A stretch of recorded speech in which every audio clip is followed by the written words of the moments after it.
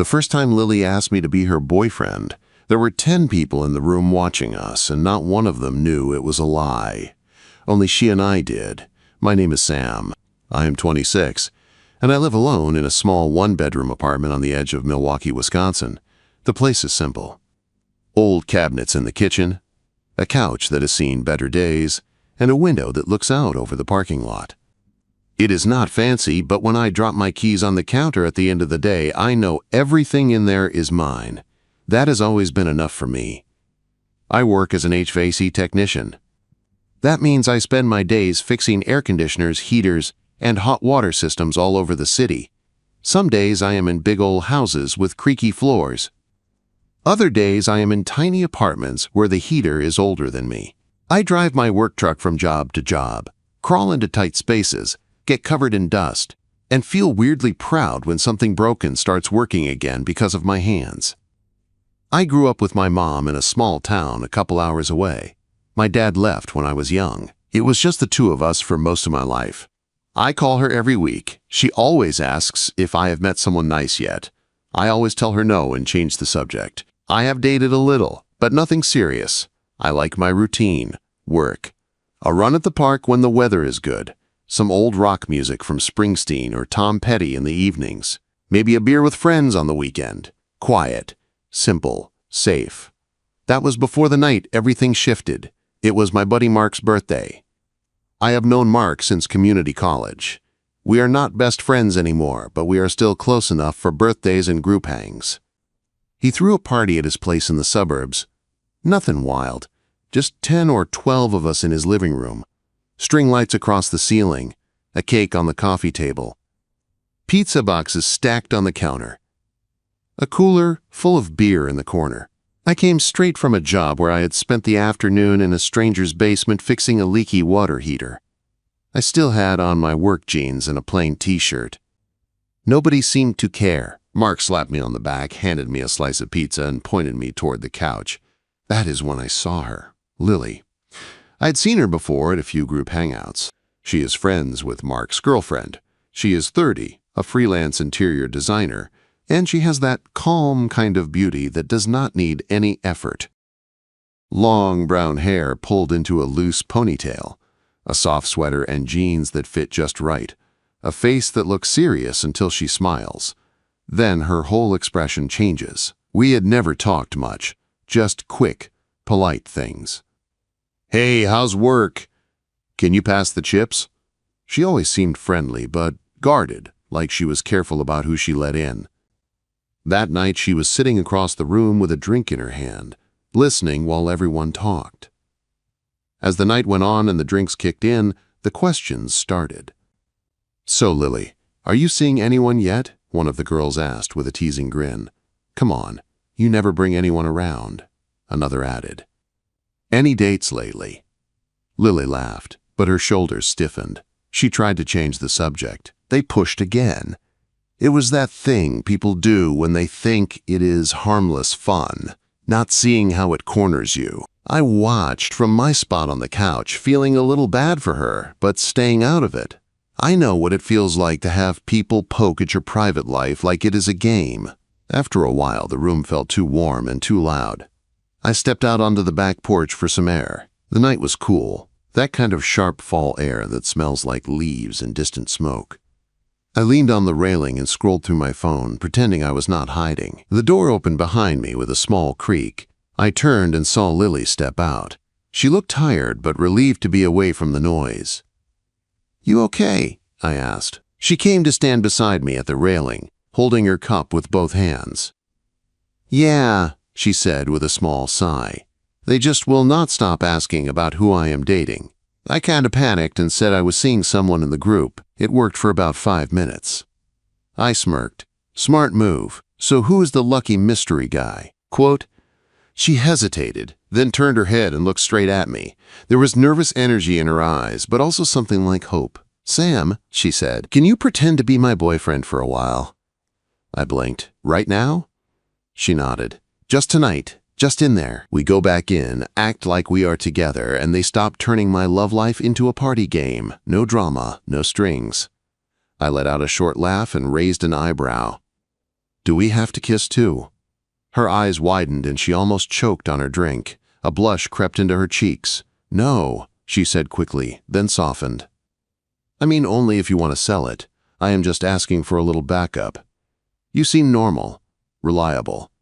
The other guys would make it weird later. You would not. She looked away when she said that last part, like she was not used to asking for help. I looked at her for a long second. I could have said no. Could have gone back to my quiet corner and my safe, simple life. Instead, I heard myself say, "All right, I am in. But we need a story." Her shoulders dropped in relief. A small smile tugged at her lips. "Okay," she said, thinking fast. "We have been seeing each other for about a month. We met through mutual friends at a party. You fixed a broken fan. I almost spilled water on you. You work HVAC, I do interior design. We got coffee, it clicked. Keep it light, keep it simple." "Got it," I said. "I can handle simple." When we walked back into the living room, her whole body language changed. She slipped her arm through mine like she had been doing it for years. Her head tilted toward my shoulder. Her smile was easy. "Everyone," she said, a little louder than before. "This is Sam, my boyfriend, the one I told you about." A ripple went through the room. A couple of people raised their brows. Mark's girlfriend grinned. "Well, it is about time," someone said. Sit, tell us everything." We sat down together on the couch. Lily kept her hand on my arm. I could feel the warmth of her palm through my sleeve. "So how did you two meet?" one of the guys asked. I took a breath and jumped in. "At a party," I said. "I was fixing a ceiling fan in the kitchen and she almost dumped water on my head. I thought it was the end of me." Lily laughed and rolled her eyes. "He is being dramatic. I saved the fan and his hair." We started talking, then grabbed coffee later. "And what do you like about him?" another friend asked, leaning forward. She glanced at me, then back at them. "He shows up," she said simply, "on time, every time, and he listens. That is rare." It was such a small answer, but it hit me in a strange way. They turned to me. "What about you, Sam? Why Lily?" I looked at her, at the way her eyes were bright, but a little guarded even now. "She knows who she is," I said. "She has opinions and does not pretend to be someone else for anyone." That is rare, too. The table went quiet for a half second. Then someone made a joke about setting the bar too high. The moment passed. The party rolled on with new topics, and just like that, the questions about her love life stopped.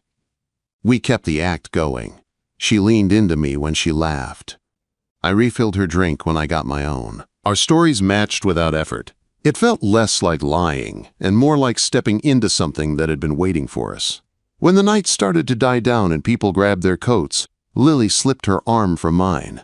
Her cheeks were pink, her eyes softer than I had ever seen them. "Thank you," she said quietly near the door. "You really saved me tonight." "Friends help friends," I said. "Even fake ones."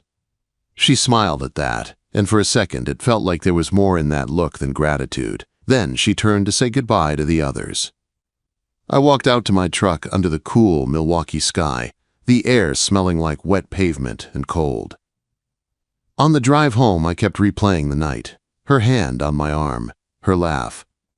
The way she said I show up, it was supposed to be a simple favor, a pretend boyfriend for one evening. The next morning, my phone buzzed on the kitchen counter while I was pouring coffee. I wiped my hands and picked it up. Lily's name was on the screen. When I picked up my phone, there was a simple message from her. "Hope my friends didn't scare you off. Thanks again for last night." I leaned against the counter, coffee in one hand, phone in the other. My first instinct was to keep it cool, no big deal. So I typed back, "They were fine. You owe me danger pay, though. Fake boyfriend work is risky." A second later, she replied with a laughing emoji and another text. "Good, because I kind of told them we would both come to brunch next weekend. Think you can handle one more round?"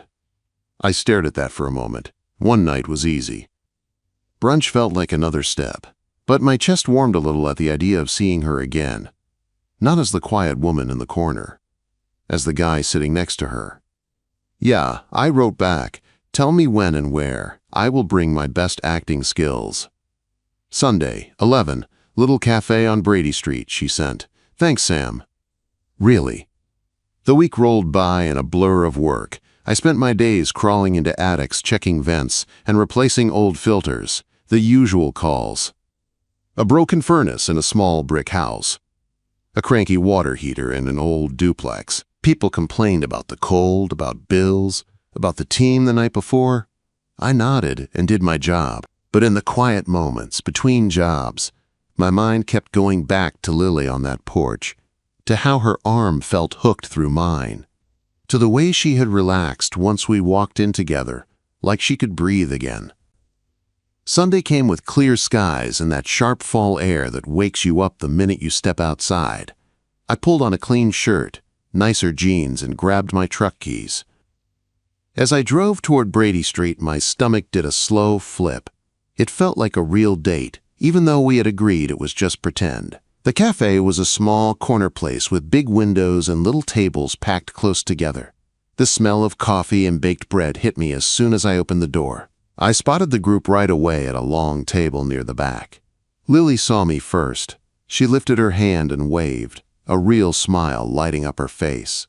She wore a simple dark green sweater and jeans, her hair down around her shoulders. She looked relaxed, but her eyes flashed with relief when I walked over. "Hey," I said, sliding into the seat next to her. "Hey," she replied softly. "You came."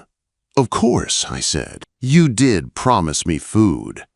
She laughed and the tension eased. Her hand brushed my arm under the table, a light squeeze like a quiet thank you.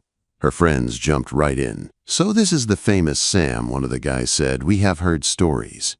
"Good ones," Lily added quickly. I played along. "I hope she told you I am very good at fixing broken fans and carrying heavy grocery bags." They laughed. The server came by and we ordered eggs, toast, pancakes, coffee, orange juice. The table grew loud and busy. "Tell us how you two met again," one of the women asked, leaning on her elbow. "I want the full version." Lily glanced at me and I picked up the story, adding small details. She spilled her drink. I said, "I saved it like a hero." "You are such a liar," she said, bumping my shoulder with hers. He almost crashed into the counter. It was not smooth at all. "Look, I am good with tools," I said, "not with grace." The table laughed again. As we talked, it started to feel less like a cover story and more like a memory we actually shared. We finished each other's answers without planning it. She joked about how I always text her that I am on my way 10 minutes early. I teased her about her habit of over-analyzing restaurant menus. At one point, while she was telling a story about a disaster design job with a client who wanted everything painted dark purple, her hand slipped onto my knee under the table. It stayed there, warm, steady. She did not even seem to notice at first, but I did. My chest clenched, not in a bad way, in a way that told me this was no longer just a favor. By the time the check came and everyone started talking about their weekend plans, it felt like we were the couple we were pretending to be. Her friends teased us lightly, but the questions had shifted from, "Are you seeing anyone?" to, "When are we all hanging out again?" Outside on the sidewalk, the group split off in different directions. Lily and I stood there for a second, the wind lifting her hair. "You were great," she said. "They totally buy it now." "Happy to serve," I said. "Professional fake boyfriend at your service." She looked at me for a long second, searching my face. "Sam," she said quietly, "is this weird for you?" I thought about lying, about saying it was nothing, but being around her made it hard to lie, even to protect myself. "A little," I said, "but not in a bad way." A small smile tugged at her lips. "Same." We said goodbye with a hug, not a quick, awkward one, a slow, warm one. Her head rested for a second against my chest. My arms wrapped around her back. I felt her exhale. When I drove away, I could still smell her shampoo on my shirt. The weeks after that, the fake dating did not stop. It grew. There was a group hike up in the hills the next weekend. She texted me. They invited us. "Can you still be my backup boyfriend?" I replied, "Only if there are snacks." We met at the trailhead, both in worn sneakers and hoodies. The air was crisp. the sky clear. The trees around us starting to shift into shades of gold and red. We walked with the group, talking and laughing, but somehow we kept drifting to the edges where it was just us. She told me about a big design job she had landed with a couple who wanted to turn their boring living room into a reading space. I told her about a client with a furnace older than my mom. We made each other laugh, and the slope of the trail did the rest, slowing us down, forcing us to walk side by side, shoulder to shoulder. At one point, the path narrowed and she slipped her hand into mine. No one was looking. No one asked why. She just did it. My hand closed around hers like that was where it belonged. Later, there was a game night at another friend's apartment. Cards, charades, old songs playing from someone's playlist. We were a team for every game. We won most of them, guessing each other's clues with almost no words. Everyone groaned and called us unbeatable. We make a good team, she said as we sat close on the floor, shoulders touching. Yeah, I said, we do. That night, when we walked to our cars under the yellow streetlights, the air felt heavy and soft. We stopped by her car door, faces close, our breath leaving small clouds in the air. You ever feel like we are not pretending anymore? She asked, her voice quiet. I swallowed, my heart pounding. Yeah, I said, I feel that. Her eyes searched mine for a second, then she leaned in and kissed me. It was not a big dramatic movie kiss. It was slow and careful, her lips soft and warm against mine. I froze for half a heartbeat, then kissed her back. Every fake laugh, every borrowed story, every hand on my arm led to that moment. When we pulled away, we both stood still, breathing a little faster. Good night, Sam, she whispered, her voice a little shaky. Good night, Lily, I said. I watched her get into her car and drive off. My hands were still buzzing when I unlocked my truck. As I pulled out onto the quiet street, one thought cut through the noise in my head. Whatever this started as, it was not a game anymore. After that first kiss, nothing and everything changed at the same time. We did not sit down and have a long talk about it. We did not label anything that night. The next morning, my phone buzzed like it always did. And there was a text from Lily. Morning. Hope your day treats you better than that old furnace you mentioned. I stared at the screen, waiting for something about the kiss, but it did not come. Instead of poking at it, I replied. Morning. Headed to a cranky boiler now. If I do not make it, tell people I died a hero. She sent back a laughing emoji and a picture of her sketchbook, a half-finished drawing of a living room layout. Try not to die. I still need fake boyfriend services. The word fake made my chest tighten a little, but I let it go. For now, the days rolled into a new kind of normal. We still met up with the group, still played the roles everyone expected. Her hand would slide into mine when eyes were on us. I would pull out her chair, brush hair from her face, lean in to whisper a joke. No one questioned it. To them, we were just a couple who had been together for a bit. But when we were alone, the act fell away, and what was left felt more real than anything I had known in a long time. She started coming over more often on her own, not just for group plans. One Tuesday night, she texted, "Bad day, client nightmare. Can I bring takeout and complain on your couch?" I wrote back, "Door is open. I accept payment in egg rolls." She showed up in leggings and an oversized hoodie, hair in a messy bun, carrying a bag that smelled like sesame and garlic. We sat cross-legged on the floor, cartons spread out on the coffee table. She ranted about a client who wanted minimalist but cozy but also bold, all at once. I told her about a landlord who blamed me for a water leak I did not cause. At some point, her rant faded. We ended up leaning back against the couch, shoulders touching.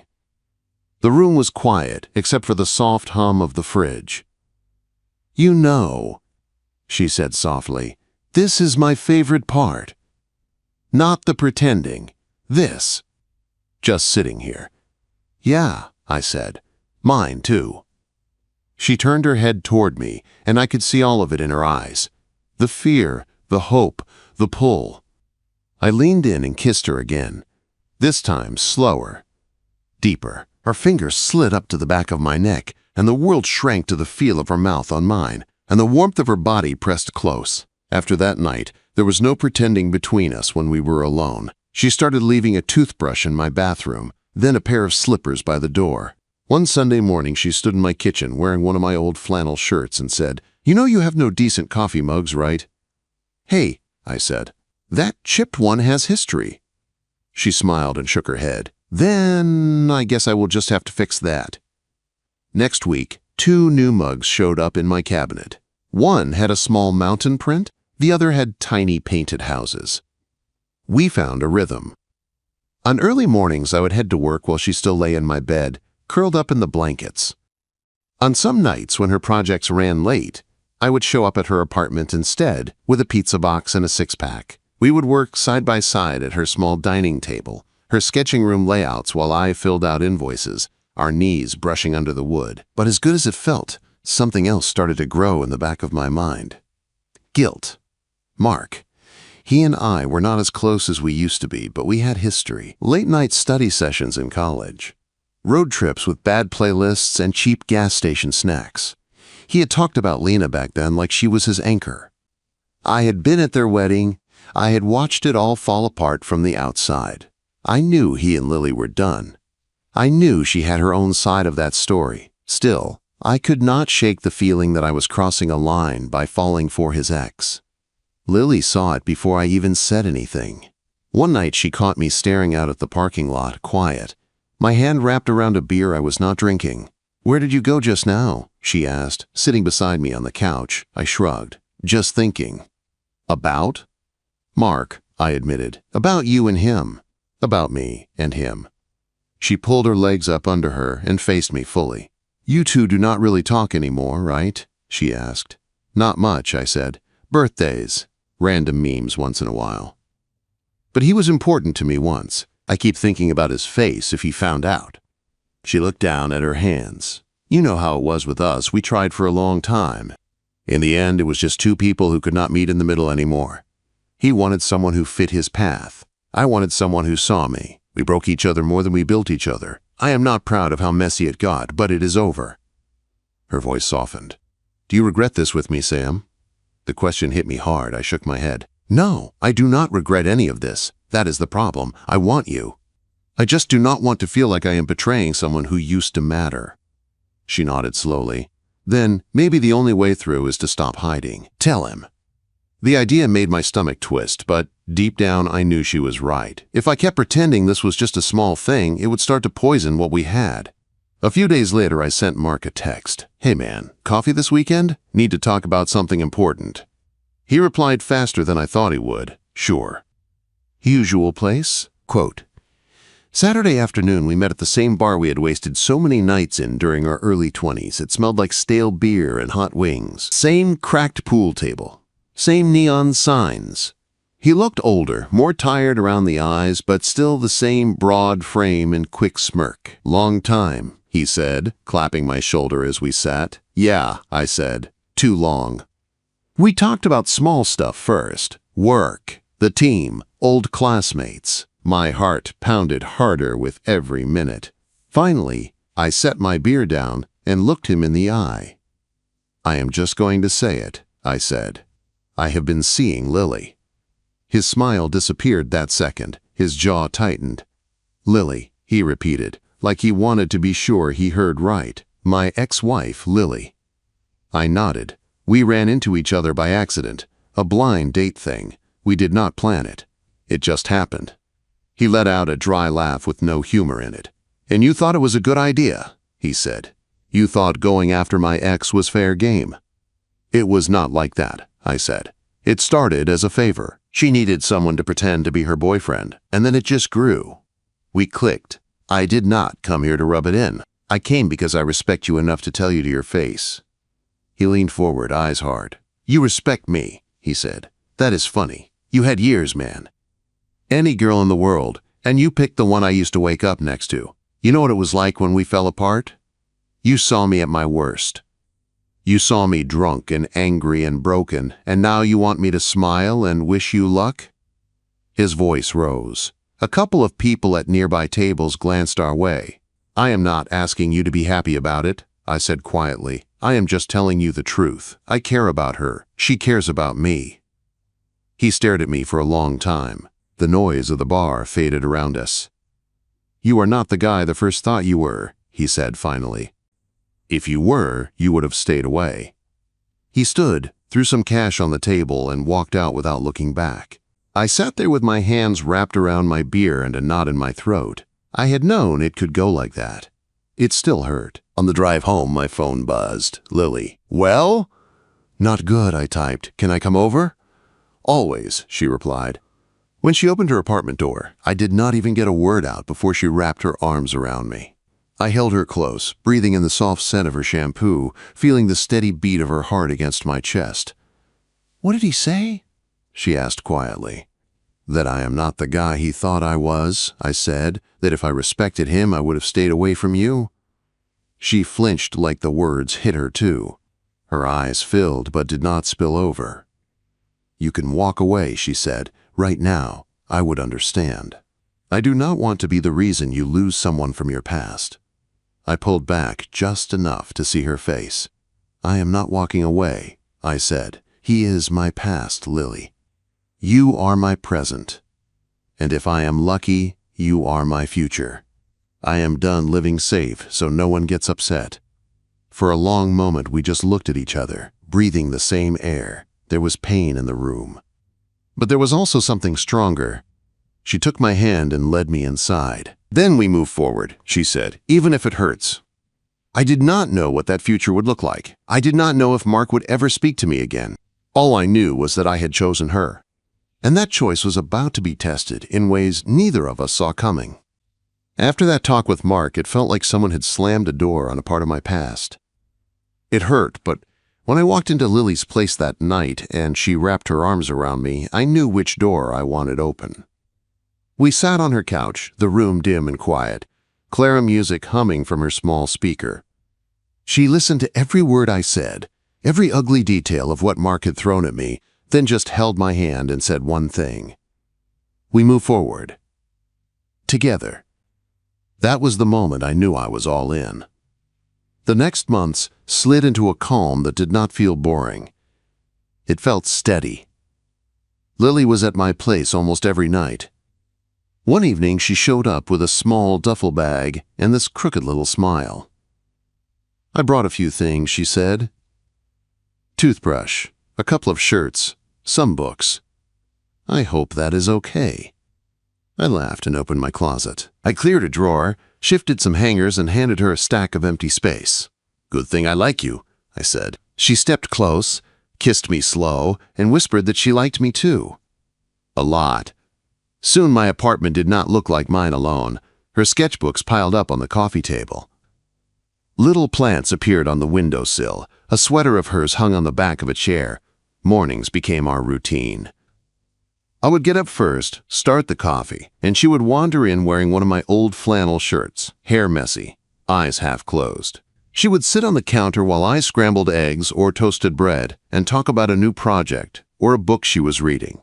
I would complain about a broken furnace or a rude landlord. It felt like we had lived together for years, even though it had only been months. The big change came one quiet evening.